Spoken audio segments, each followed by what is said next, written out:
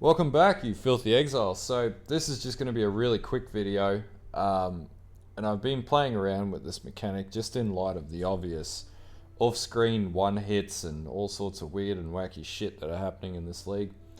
So anyway, you have your basic defense layering, which is, say, your armor, dodge, block, things like that. There are a few other defense layers that exist in the game that are probably less used at the more common level, and more so used in that upper sort of level of play. I just really wanted to touch on that because I've been using, for example, blind on my totem caster for Forgotten Right, Forbidden Right, not Forgotten Right. So anyway, there's a few ways to get blind. How blind basically works, more or less, and I'll just pull up the wiki here. So fundamentally, how blind works is it sort of looks at the vicinity of where you're sort of sitting. So say, for your own purposes, you sort of sit in the vicinity, you get hit with blind. Basically, you can only see to a certain range, very close range, and you can't see anything in that wider area. Well, affects the so chance to hit target affects the target by 50% and lowers the light radius to minimum value. This is how blind sort of affects you as a debuff. Now, the alternate sort of, and this is all the calculations, we don't need to go into the math here. Not that I could probably get the math right on this, I'm not a computer engineer. Basically, the advantage of blind when you flip it in reverse is you're running around and the enemies that are basically affected by blind in the radius can barely see you. So that means when you look at enemies that are going to try and slap you, it's going to be much harder for them because they can't see you. It's literally the whole John Cena, you can't see me sort of scenario. What I've actually found is when I went from not running blind on this character, and the way that I achieve blind, by the way, on this character is by running flesh and stone. So one of the parameters is running sand stance, and this is in particular on a spellcaster. You never need to go into blood stance; you just stay in sand stance. But the advantage is that while you're in sand stance, nearby enemies are blinded. And then you also take 11% less damage from nearby enemies, or enemies that aren't nearby. So those are the enemies that try and off-screen. You take 11% reduced damage, but also on top of that, you also have the enemies that get triggered onto the blind debuff as being less capable of hitting you. So it's sort of works like a dodge mechanic, except it's dodge flipped in reverse. You're not dodging things; the enemy simply can't hit you. But it's not you're not evading things.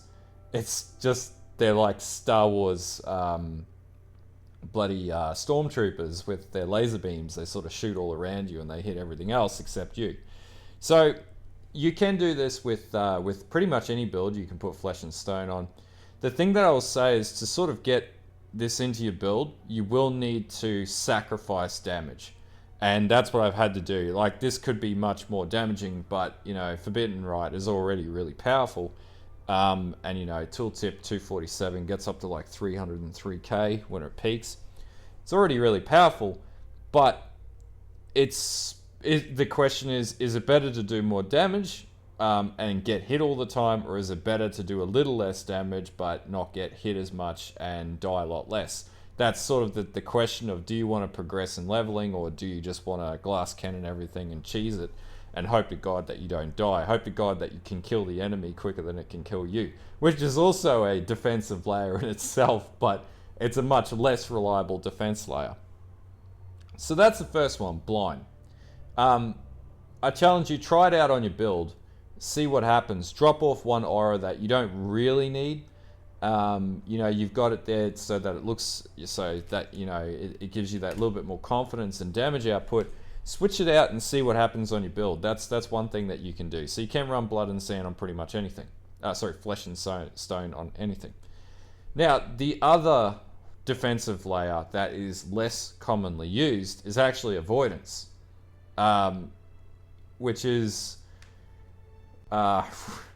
how do I put this? It's fundamentally you're just trying not to get hit with ailments, as with like stuns and things like that. Now there are a couple of parts of the tree that allow for avoidances, and this in particular tackles the ailments that you get slapped with. Now there are a few things that can cancel out corrupted blood. For example, there's a guard skill node down here for adamant, which means if you are running a character that so does use this, or if you did get really sick of corrupted blood hitting you, this will actually nullify the effects of bleeding and corrupted blood. So then you actually don't necessarily need a staunching flask as long as your guard skill triggers, and that'll nullify your corrupting blood, which is good. Not so good for Cyrus fights, because if it doesn't trigger your guard skill, that's going to slap you and you're going to die. Now, the other thing that you can do is you can use Avoidance, which I'm actually doing here through Anointed Flesh. Basically, you can run chill and freeze resistance, so freeze is a real problem right now.